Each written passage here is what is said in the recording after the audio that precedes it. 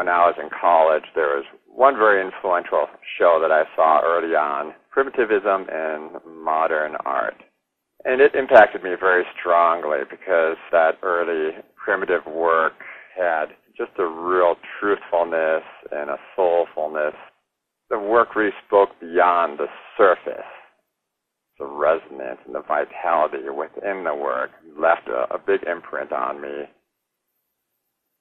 I started as a painter when I first started in college, but then I found more interest in three-dimensional form. So that kind of started me into the sculptural world. As far as moving from doing pure sculptural work to furniture work, I did take a woodworking furniture class and loved the medium. I felt a lot of the sculptural work, when you go to museums and such, you can't even get close to it. That just drove me crazy because I'm a very tactile guy. I always want to handle the thing and get up close to it. And I started doing furniture, and at the same time I was doing a lot of my own sculptural work on the side. And I kind of found that I could fit all of my interests into the furniture. I thought there was a lot of room to bring sculptural ideas into the furniture world. So I began to do less of the purely sculptural work. I also found when I started moving into furniture that there was a lot of room for adding more of that touch to the piece. During the 70s, 80s, there was so much of this furniture work that was so cold and not very approachable, that expression of what a machine could do. And I guess I was wanting to speak more about the human touch again. There's no reason for me to do the run-of-the-mill cabinetry because there's plenty of other people that can do that and do it for a very reasonable price. I've luckily been able to develop a clientele that appreciate my personal touch on pieces. So I'm always trying to add new interesting elements to the design, but it's very much about making something that is very comforting and warming and fitting, and also that will work well through the years.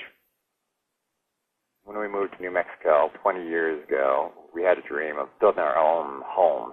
And there are a few architects who had developed ideas about how people like myself who didn't have much money but a strong back could actually make that happen. So when we landed here, we lived in our Airstream trailer for 2.5 years after we bought a piece of property on the Mesa and literally built our own home. My wife is a ceramic artist, and we decided to build our own studios on the property. We have windows all the way along our southern face, both for the passive solar heating, but also for the great light and for the outlook on the landscape. So you're always very aware of what's going on in the environment around you. The landscape is such an incredibly strong element here. Every time you step outside, you just can't help but notice the skies, the mountains, the space. My more recent work, I feel, is very much speaking about landscape. Some of these sunsets here are just incredibly beautiful. There's something within that that just really does stop us and really connects us. And I'm kind of in a search for that kind of thing. What are these real primal elemental forms and surfaces that really speak to all of us? Simple things like circles and lines and squares, and maybe it is all just drawn from the landscape that we've all lived in. Recently, I'm getting more and more attracted to handwork, but I'm also a realist that I know I need to be very efficient too. So there's kind of a real dance back and forth because I do like to get things done.